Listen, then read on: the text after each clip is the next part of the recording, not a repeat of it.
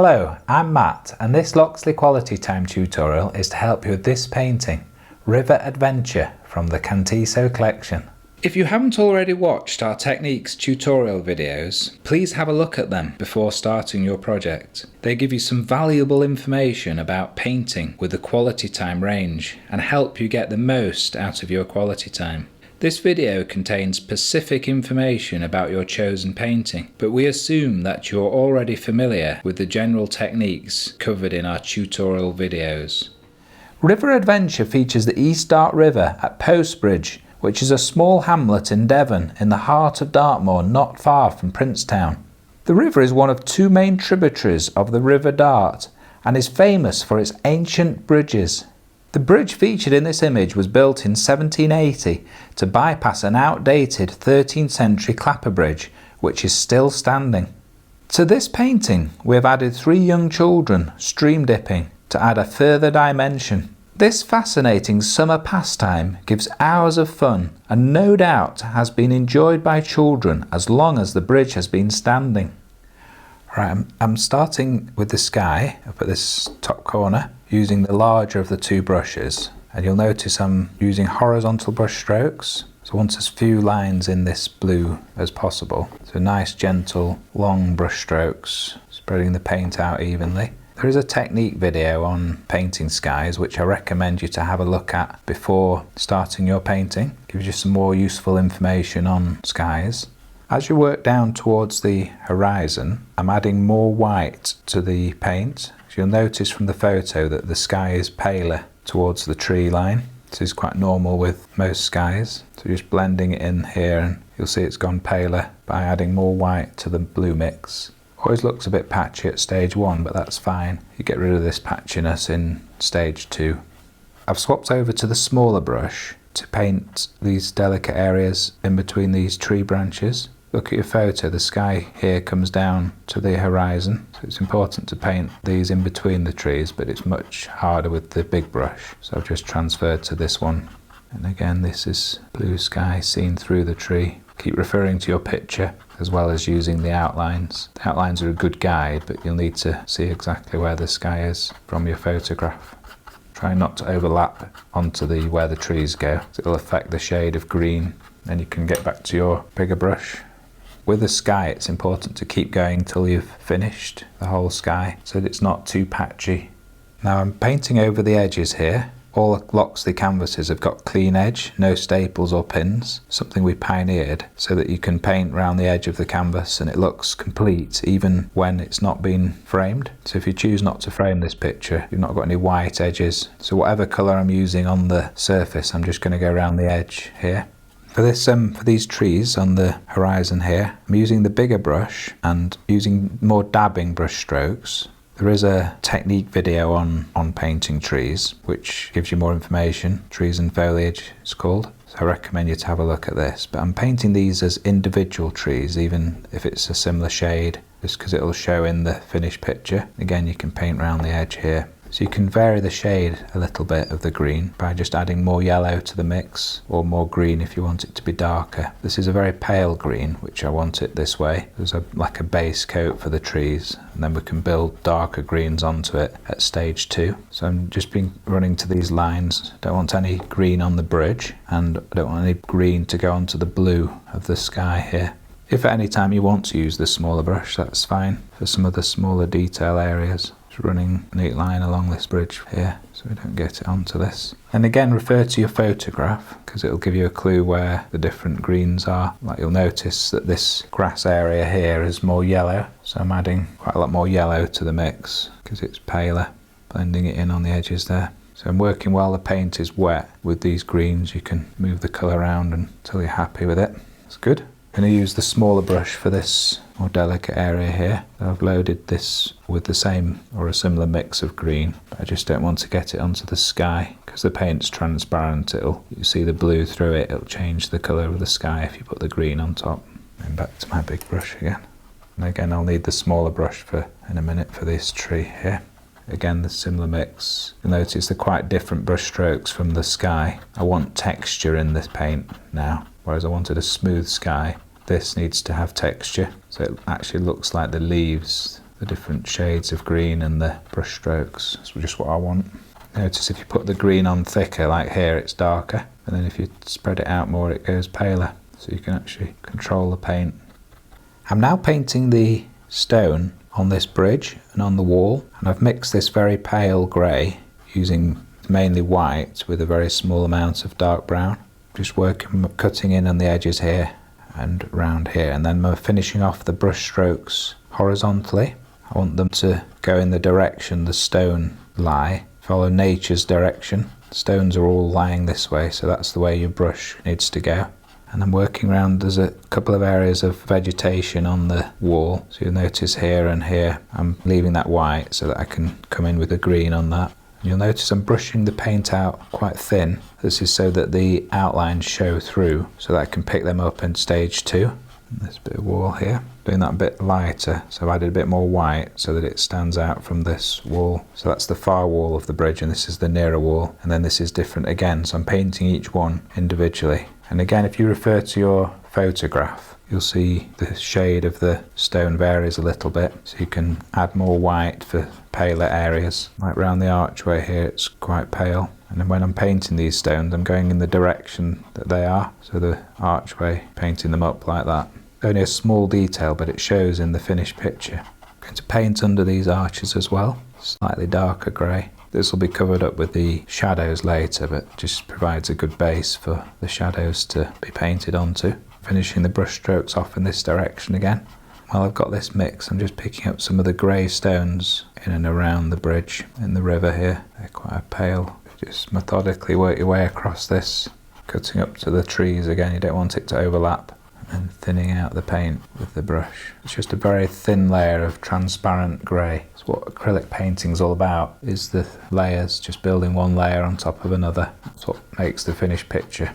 Across here in the grass is this little stone wall. I'm just adding the grey in here, referring to your photograph. Just very small brush strokes. That's the wall coming across. Slightly darker grey for these posts here, the fences, and there's some sort of signpost or a bigger stake there.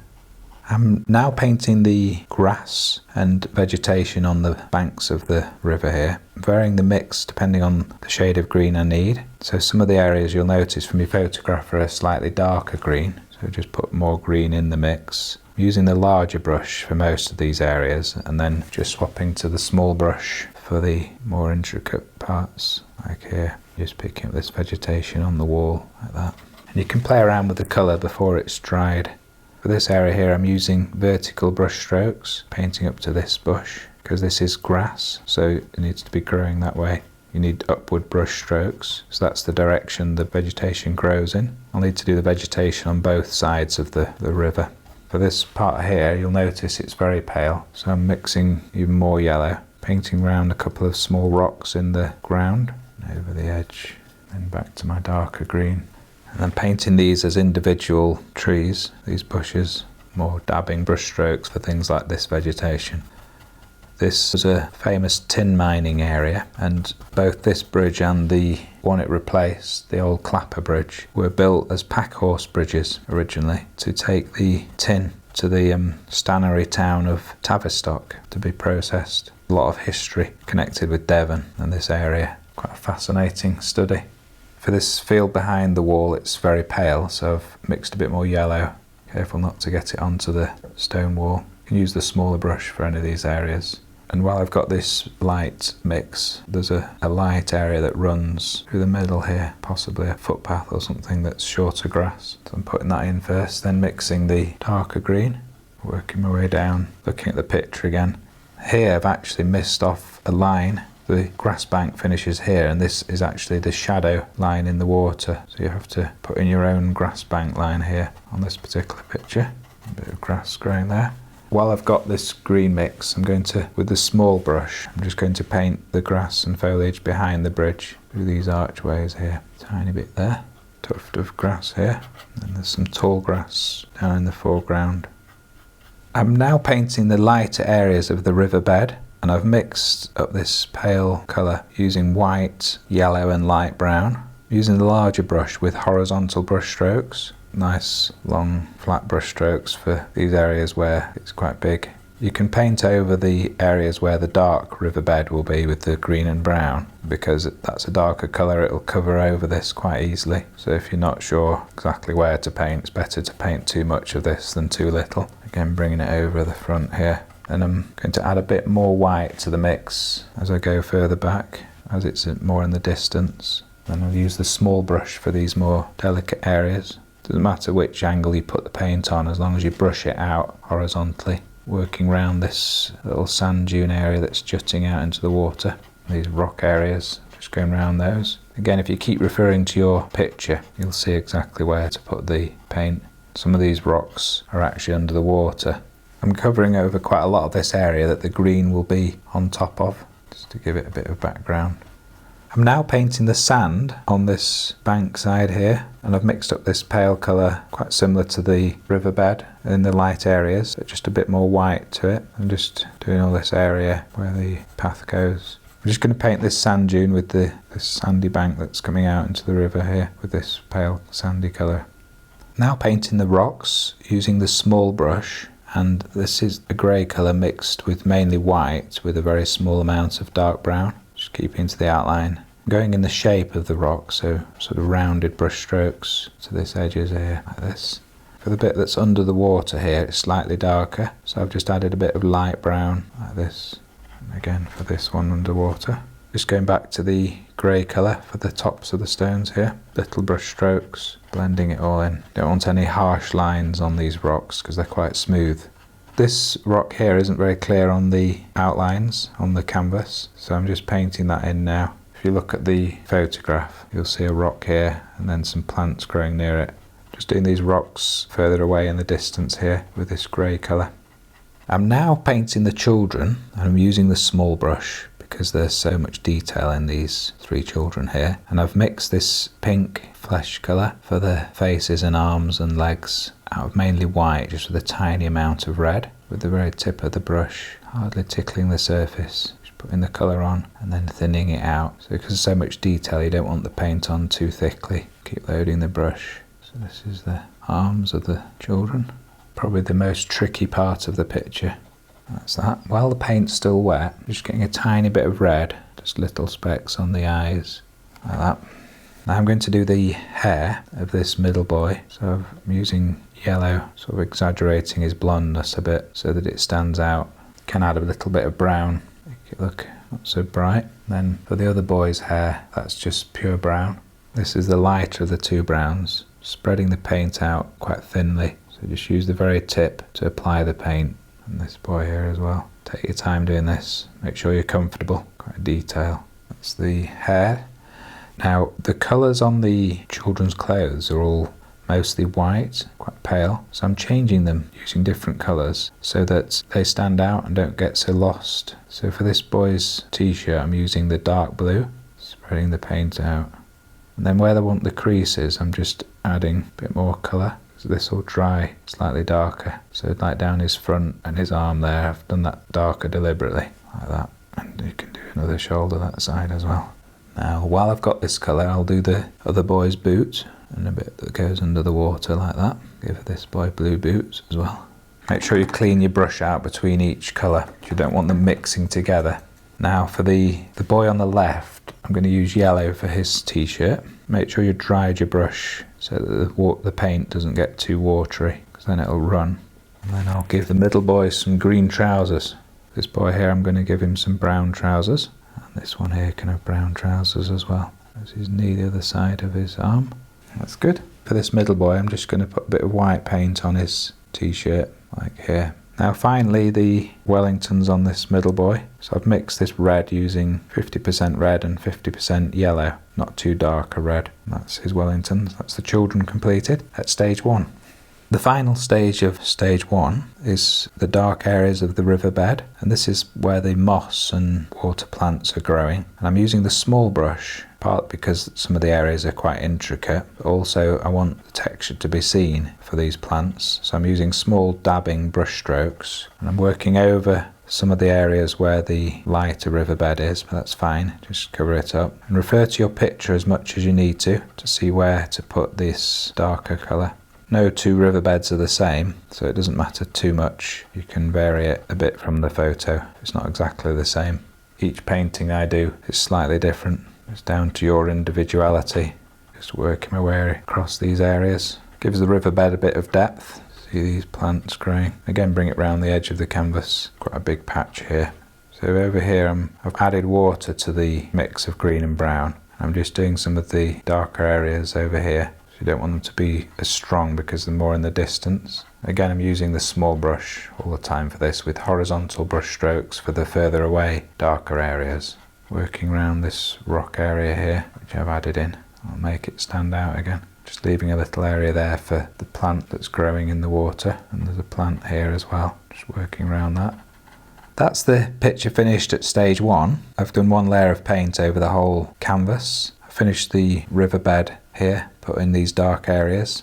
These bits here where I've left, I've put in some of the green and yellow mix where the plants are growing in the water. And I've finished off the riverbank here, the sand and all the grass. The lighter area of the riverbed does vary because you're mixing 3 different colours. So each time I mix this, it comes out a different shade, but it's quite okay. It's just because it's natural riverbed, it'll look different in different lights anyway. I'm pleased with how that's turned out.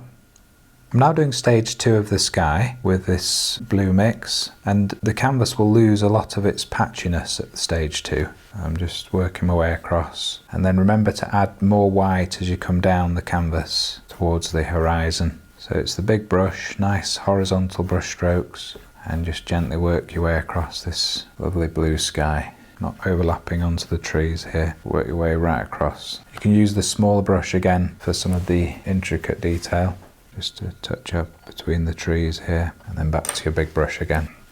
So I'm now doing stage 2 of these trees, and I've mixed this dark green using green and a very small amount of light brown. You can use pure green or add a bit of yellow for areas as well, so you're just wanting a bit of contrast and adding the detail. Here looks like some sort of pine tree, so I'm going to do that a darker green by adding a bit more brown. Keep it as an individual tree like that, and just work your way across this. Little gentle dabs in the direction the tree's growing, and then thinning the paint out, just blending it in with the rest. If you're going to do a harsh line, for like the edge here, that's fine, but otherwise just blend it in a little bit.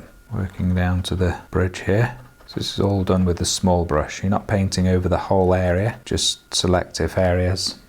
For this tree, I'm just doing the individual areas of leaves here. Again, leaving the sky blue, that shows through. And then just with the tip of the brush and this green, I'm just putting in what would look like a tree trunk. You've got a darker tree trunk in the middle there. So this one here, with the darker green, just putting in where the tree trunk would go, and then picking out some of the detail on this leaves. You don't want to overload your brush. You want to be able to put the paint on and then spread it out. So you just gentle brush strokes influencing the surface of the canvas, like brushing your eyebrows, very gentle, no harsh brush strokes. That's what makes quality time so relaxing. Gentle movements, gentle brush strokes, you're just adding the colour. Again, refer to your photograph to see where to put the darker and lighter shades of green. I'm now doing stage 2 of the bridge. Again, I'm using the small brush, and like I did with the trees, I'm not painting the whole area, so I'm just being selective and using different shades of grey, so you can add more white or more dark brown to make this slightly darker if you need to, and just painting in some of the detail just with the very tip of the brush. I'm just picking out the individual markings of the stone and making some of these areas darker. You can add white in places as well if you need to, so just strengthening the little lines of the stones here. Again, I'm running my brush horizontally so it looks right the way the stones are lying. You'll notice that this bit here is quite a bit darker, so I'm just added a bit more of the dark brown for this detail on the bridge here, just with the very tip of the brush. I want this to stand out a bit more. And I've gone a bit dark there, so I've got rid of some of the paint off my brush and then just spreading it out a bit. You can spend as long as you need to on this, there's no hurry. Just keep gently adding a bit more colour here and there, a bit more paint until you're satisfied. Just going to do a bit more detail on this wall as well, and these posts, just with the very tip of the brush, hardly tickling the surface of the canvas, nice and gentle. I'm now doing stage 2 of the vegetation on the banks and the grass and bushes and things, using a slightly darker shade of green and just going over, picking out some of the detail. Again, not necessarily painting the whole area, but just putting in some of these, like the vegetation, the leaves and strands of grass. For this area here, I'm using slightly more longer brush strokes with the tip of the brush. So it's this longer grass using the green mix, or you can even use some more yellow added in. So I'm just using some long yellow brush strokes as well, just to make it look more interesting. You can actually mix the green on the surface of the canvas. So if it's coming out slightly wrong, just add a bit more colour to your brush. You're sort of playing with the colours till they look right. Again, nice gentle brush strokes. For this paler area, I've added more yellow, like I did at stage 1 for this area, and changed the direction of the brush strokes, like that. Now doing some of these leaves with this darker green, so just picking out individual leaves just with a dab of paint, trying to do them in different directions, so you're changing your angle of your brush. So it's not painting the whole area, it's just tiny little dabs. You can use some pure green as well. Tiny little brush marks like this look quite effective. You're just building this up. Where the edges are, you want nice sharp leaves like this. When this is dry, you can come back over and fill in between and add some more leaves. It doesn't take very long for the paint to dry. It's actually quite surprising how quickly it does dry. One of the beauties of painting with acrylics. So stage 2 is just the detail really. You've got the colour from stage 1, the background, and now you're just building on that. I'm now putting some of this grass strands in, this darker green. I'm doing it going over the path, so it's going over the sand here with the very tip of the brush, hardly touching the surface. Long gentle brush strokes for this sort of grassy here. I'm now doing stage 2 of these plants that are growing in the water. So again, I want some brush marks in there like this. Putting this vegetation in at stage 2 on the riverbank here. It's gone a bit green, so I'm just adding a bit of yellow strands in there as well. Using vertical brush strokes for this grass, just in the direction it's growing. So the actual brush strokes looks like the grass strands working across this vegetation.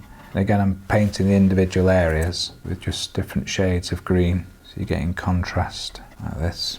I'm just adding some of these flowers on these plants, so just with small dots of white with a tiny bit of red. You may have to go over these a couple of times just to strengthen them. So it's just like the flower heads, and then here again with these flowers, tiny little dots with the tip of the brush. And just down here, refer to your photograph to see where these actually are. I'm now doing stage 2 of the light areas of the riverbed, and it doesn't matter which brush you use, you can use either. Using horizontal brush strokes, putting this colour in here, mix this yellow with red to give this nice sort of coppery look, makes the riverbed look more realistic. Doesn't matter too much if the mix of the colour varies, because in real life there is slightly different shades anyway. Overlapping it a bit onto these darker green bits. I'm just going to break off from doing this colour on the light riverbed just to show you the dark colour. Now doing stage 2 of these darker areas of the riverbed, and I'm using the small brush for this. If you remember, I need to look mottled, so small dabbing brush strokes. A little bit onto this sandy area as well. Looks quite effective, just small dots like this. If you look at your photograph again where to put this, and it's looking more solid, so it gets rid of the patchiness as well, which is important. I've left these areas deliberately, just showing through the weed there. Probably pebbles or something on the bottom. Lovely colour this, I like this colour, very dark green. Work your way up to the bank side here. So I'm adding some of the detail at stage 2 on these rocks, and this is the light brown, just adding some of the detail, the texture with the very tip of the brush. Just these slightly darker areas here and across on this one. So again, I'm not painting the whole area, but just selective little areas. I'm just going to break off from doing these rocks and come back to them in a minute, just to show you how I paint the water. I'm now painting the water, so this is just thin white lines, which you can either use the tip of your small brush or the paint shield, and I'm overlapping it across both the dark and the light areas of the riverbed, so it ties it all in. It looks like they're underneath the same river. Nice, long, as long as possible. You can come back over these and strengthen them with a bit more white if you need to. Be careful not to go over the rocks. I'm painting over the bit of rock that's under the water, but not the bit that's sticking out, so it looks like it's under the surface. So I'm just doing stage 2 of the children. I'm going over the colours again that I've already done at stage 1. So I'm just strengthening these colours. Just be careful, any bit that you're happy with, don't spoil it if you think you're going to make it look worse. Just improve the bits that need a bit more colour adding. So that's the skin colour. I'm just going over the boy on the right's jumper because it looked a bit patchy, like this, and the Wellingtons. The yellow is a good colour, I'm happy with the yellow, so I'm just doing this green for the shorts and the brown, just adding a bit more colour to this. That's my picture finished at stage 2. So I've completed the riverbed here, all the dark areas, and I've put the white water lines over the whole lot. And I've finished off the vegetation, these leaves and the grass here, and the vegetation on this bank with the flowers down here. I'm very pleased with that. I'm now doing stage 3, which is the shadows, and there is a technique video which I recommend you to have a look at on painting shadows before you do this. To make the shadow paint, it's 50% red and 50% of the darker of the two blues. It doesn't matter which brush you use. I'm actually using the smaller one here, but if you've got a big shadow to do, you can use the bigger brush. I want to smooth out the paint like this. I'm actually using this as I've mixed it, so it's just the paint on its own. This is quite an intense shadow. I've now mixed some water with this shadow paint for the less intense shadows. So for like here, where it's not so intense as under the bridge. I love this stage, it brings out the dimension of the picture. And again, referring to the instruction guide, the marked blue where to put the shadows, and also using your photograph. Just bringing out this detail here. Right, that's stage 3 completed. All my shadows done. You see what a difference it makes, like in these bridges here, done the intense shadow, and underneath the bridge brings out the depth of the picture. I've used watered down shadow paint for the ends here of the wall, and I've put a bit under these bits where they stick out here of the stonework. And then along this bank, quite a lot of shadow here, quite dark areas, and some here. And then on the tree line, there's a few in the trees here. And then across around this bush, there's quite intense shadow on the bush and on the sand here, and under this bush here. And then I've put some shadows, darkened this area under the bush just here, and some watered down shadows on the rocks here. I'm pleased how that's worked out. It's good. I'm now doing stage 4 of the painting, which is the highlights. And there is a technique video on painting highlights, which gives you more information. And it's using just the pure white with the tip of the brush. And these are also marked on your instruction guide in red. It's a tiny speck of white, just where the sun is catching on an object, like on this welly here. Just do one there, tiny little speck. The smaller they are, the more effective they look. I'm just doing one here on this stone here. Just doing one on the bridge here. They look very effective against a dark background, so I've just done one there, and then also here, and then one here. I'm just doing one on the sand, a bit longer one here, just where the sun's shining there. It's like the icing on the cake, the highlights. The water itself is basically all highlights, but I did them at stage 2 because it was special to make the water look real. Also, while I've got this white, you can strengthen these flowers here to make them stand out a bit better. And on this bank side here, now that the shadow's dried, you can do it just over them, makes it look more interesting. Right, that's my stage 4 completed, all the highlights done. I've enjoyed this painting. Are you ready to give it a go? Goodbye.